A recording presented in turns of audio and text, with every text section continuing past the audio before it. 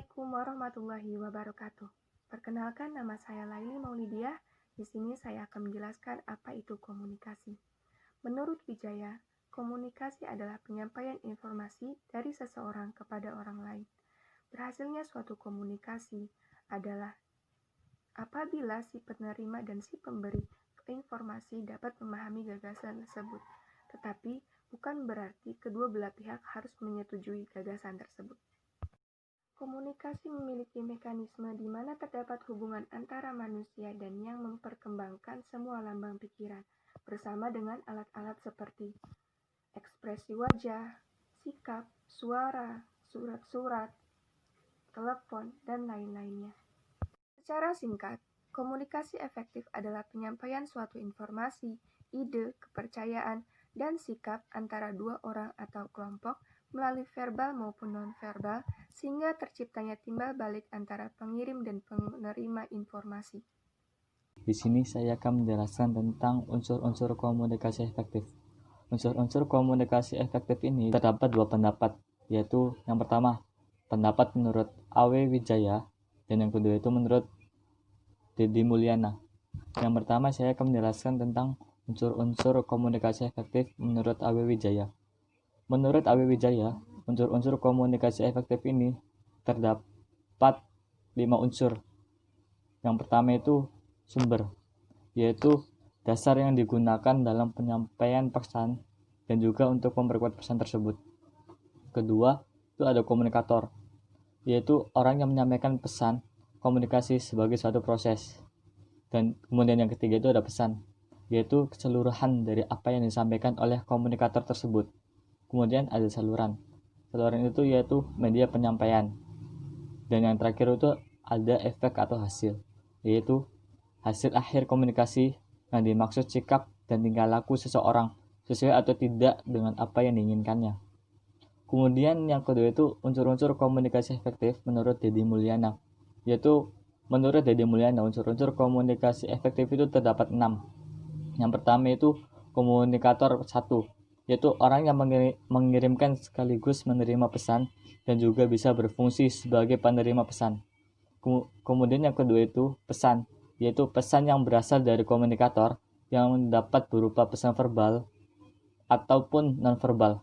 Pesan juga dibagi menjadi 4 jenis, yaitu pesan verbal disengaja, yang kedua pesan verbal tidak disengaja, yang ketiga pesan non-verbal disengaja, dan yang terakhir itu ada pesan non-verbal tidak disengaja. Dan sini saya akan menjelaskan tentang pengertian tentang pesan verbal dan pesan non-verbal. Pesan verbal itu adalah jenis komunikasi lisan yang menggunakan satu kata atau lebih. Kemudian pesan non-verbal itu yaitu pesan yang tidak ada kata-kata pada saat disampaikan. Kemudian yang ketiga itu ada saluran, yaitu dapat berupa alat indera, media massa, papan tulis, dan lain-lain yang bisa menyampaikan informasi-informasi tersebut. Kemudian yang keempat itu ada gangguan, yaitu sesuatu yang mengubah informasi yang disampaikan kepada penerima atau mengalihkannya. Kemudian yang kelima itu ada komunikator 2, yaitu komunikator yang melakukan kegiatan menerima pesan dari komunikator 1. Dan yang terakhir itu ada umpan balik, yaitu balasan atas perilaku yang diperbuat yang menjadi sumber penting mengenai diri sendiri. Nama saya Sri Yulianti. Di sini saya akan menjelaskan tentang faktor yang mempengaruhi komunikasi efektif. Menurut Mangkuman Negara, faktor yang mempengaruhi komunikasi efektif dibagi menjadi 2, yaitu faktor yang berasal dari pengirim dan faktor yang berasal dari penerima. Menurut kedua faktor tersebut, terdapat poin yang sama. Yang pertama ada keterampilan, sikap, pengetahuan, serta media saluran. Keterampilan di sini contohnya seperti keterampilan komunikasi, gestur, komunikasi tertulis, presentasi, dan lain-lainnya. Lalu yang kedua ada sikap. Sikap di sini contohnya seperti keterbukaan, empati, saling mendukung, positif, serta kesetaraan. Yang ketiga ada pengetahuan. Karena dengan luasnya pengetahuan seseorang, semakin bertambahnya kosakata dan memudahkan diri untuk berkomunikasi. Yang keempat, ada media saluran. Media saluran di sini adalah sarana apa yang digunakan untuk menyampaikan pesan, contohnya seperti media elektronik maupun cetak. Lalu pada faktor yang berasal dari penerima, terdapat poin tambahan, yaitu kualitas komunikasi. Kualitas komunikasi di sini contohnya mencakup keakuratan, objektif, jelas, ringkas, konstruktif, lengkap, dan tepat waktu.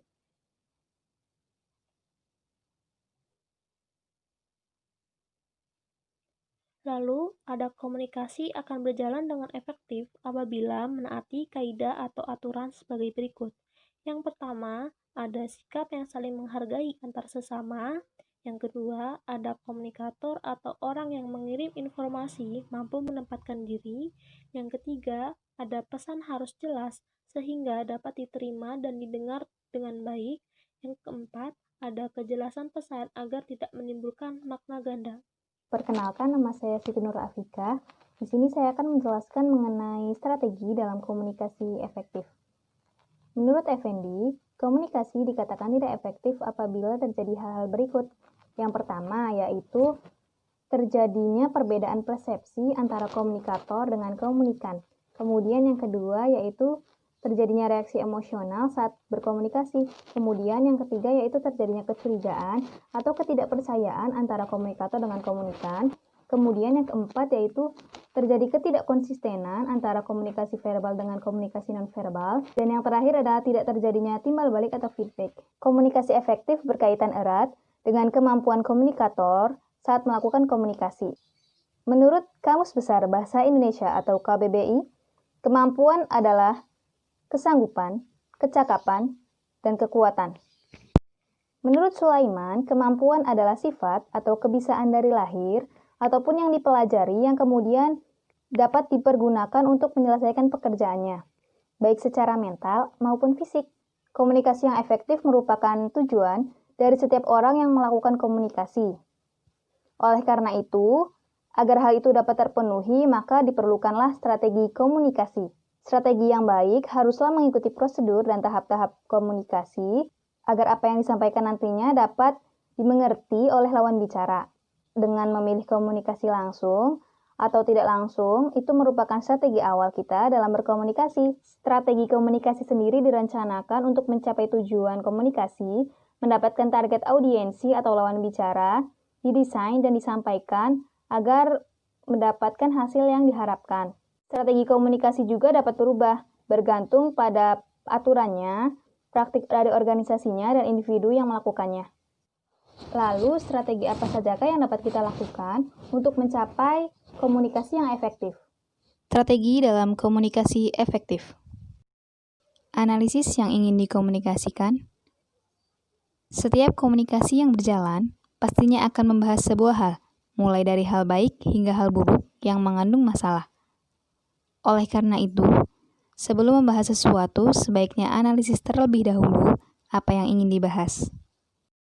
Yang kedua adalah menentukan target audiensi atau lawan bicara.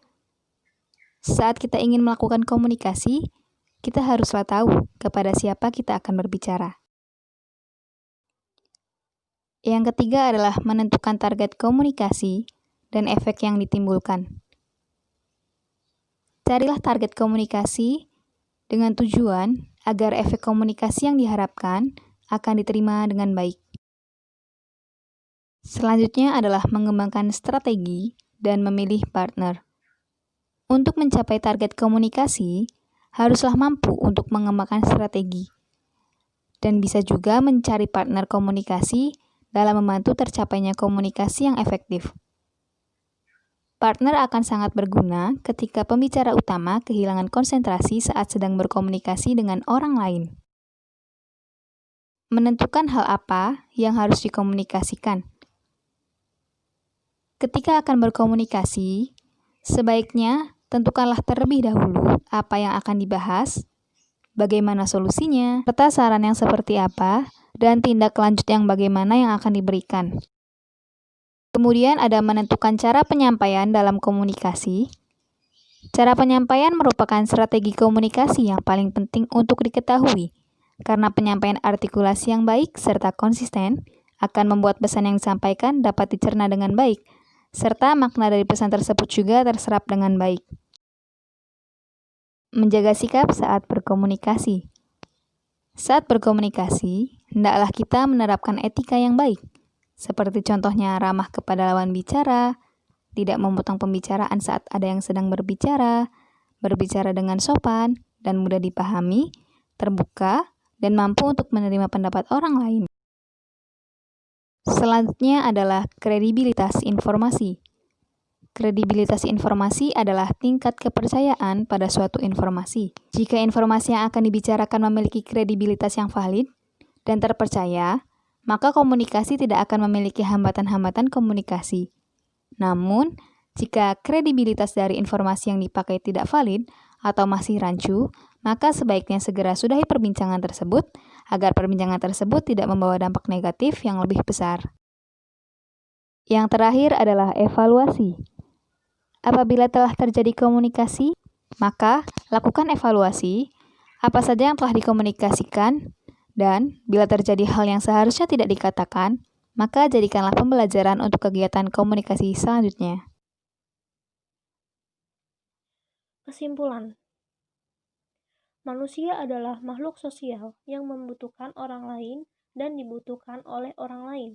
Dengan pernyataan tersebut menyatakan bahwa manusia harus saling berkomunikasi satu dengan yang lainnya. Komunikasi dapat diartikan sebagai proses pertukaran atau mendapatkan informasi. Komunikasi akan berjalan dengan efektif apabila semua unsur dalam komunikasi berfungsi dan berjalan dengan baik. Cukup sekian penjelasan dari kami. Semoga apa yang disampaikan dapat bermanfaat. Mohon maaf apabila ada kesalahan dan kekurangan. Wabillahi taufiq wal hidayah. Wassalamualaikum warahmatullahi wabarakatuh.